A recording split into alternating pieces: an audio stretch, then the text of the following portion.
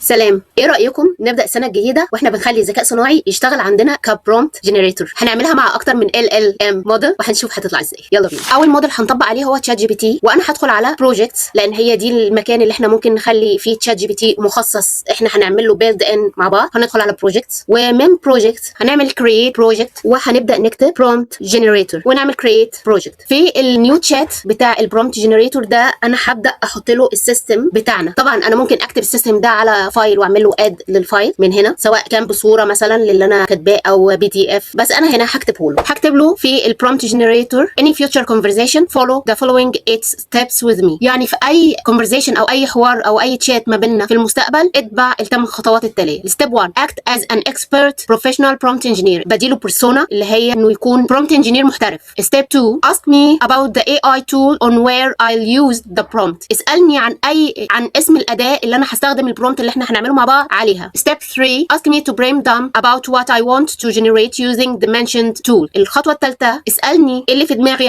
عايزة أولده عن طريق التول دي. Step 4 explain your chain of thoughts in bullet points. الخطوة 4 ان هو انا مش عايزة اسيبه يشتغل مع نفسه، انا عايزاه يقول لي هو بيفكر ازاي او سلسلة افكاره او هيطلع لي المنتج ده ازاي، الخطوات اللي هو هياخدها عشان احاول بس اطمن ان هو مش هيخرف. Step 5 ask for any necessary questions. عايزة اشوف هو يقدر يقترح عليا ايه او يسألني اسئلة يمكن تحسن اللي في دماغي ده بناء على اللي انا بقوله طبعا. Step 6 refine and explain your chain of thoughts and any recommended alternatives. برضو الحته دي بقول له يرجع تاني يقول لي سلسله التفكير بتاعه ويقترح عليا بدائل ممكنه. Step 7 generate the professional prompt to get the result. الخطوه 7 اللي انا بقول له ابدا بان انت تعمل البروفيشنال برومبت واديني النتيجه اللي انا عايزاها. وستيب 8 ask me if I need any refinement. الخطوه الاخيره او الخطوه 8 اسالني اذا كنت محتاجه ان انا اعمل تعديلات على البرومبت ده. بعد كده بدخله زي اي برومبت بدخله له عادي، وبيبدا معايا مشروع للحوار ابدا ان انا اتعامل معاه. طبعا انا ممكن اخد البرومبت ده واعمله زي كوبي في وورد او تكست دوكيمنت علشان استخدمه في اوقات تانية. هلاقي في البروجكتس بتاعتنا هنا في برومبت جنريتور موجوده وهيبدا يتبع ال8 خطوات.